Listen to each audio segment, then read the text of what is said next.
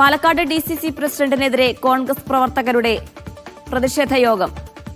കോട്ടായി മണ്ഡലം കോൺഗ്രസ് കമ്മിറ്റിയാണ് പ്രതിഷേധ യോഗം സംഘടിപ്പിക്കുന്നത്.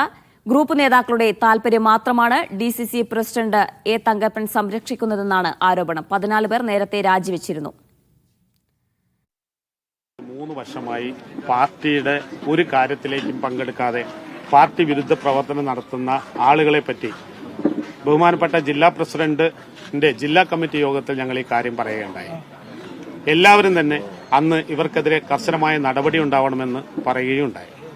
പിന്നീട് 4 മാസം കഴിഞ്ഞിട്ട് നടപടി ഇല്ലാത്തതിന്റെ പേരിൽ ഞങ്ങൾ ചോദിച്ച സമയത്ത് ഇവിടെ ഗ്രൂപ്പിന്റെ അടിസ്ഥാനത്തിൽ അവര് മറ്റൊരു ഗ്രൂപ്പ് ആയതുകൊണ്ട് അവർക്കെതിരെ നടപടിയെടുക്കാൻ ജില്ലാ പ്രസിഡന്റായി എനിക്ക് പറ്റില്ല എന്നാണ് പറഞ്ഞത്.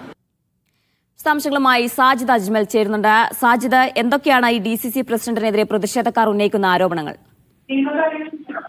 ജീന, ഒരു ഇടവേളയ്ക്ക് ശേഷം കോൺഗ്രസിനകത്ത് പാലക്കാട് ജില്ലയിൽ വലിയ പ്രതിസന്ധിയാണ് ഉണ്ടാകുന്നത്.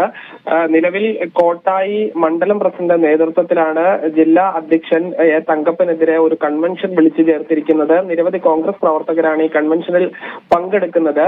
ഇതിൽ പ്രധാനമായും പറയുന്നത് ഈ 2 പഞ്ചായത്ത് അംഗങ്ങൾ ചില ഗ്രൂപ്പിസം കളിച്ചിരുന്നു. എന്നാൽ ഇവർക്കെതിരെ നടപടി ആവശ്യപ്പെട്ട് ജില്ലാ കമ്മിറ്റി യോഗത്തിൽ സംസാരിച്ചിരുന്നു. ഇത് കൂടാതെ DCC പ്രസിഡന്റും DCC മറ്റ് ഭാരവാഹികൾക്കും കത്ത് നൽകുകയും ചെയ്തിരുന്നു. എന്നാൽ ഒരു നടപടിയും ഉണ്ടായിട്ടില്ല.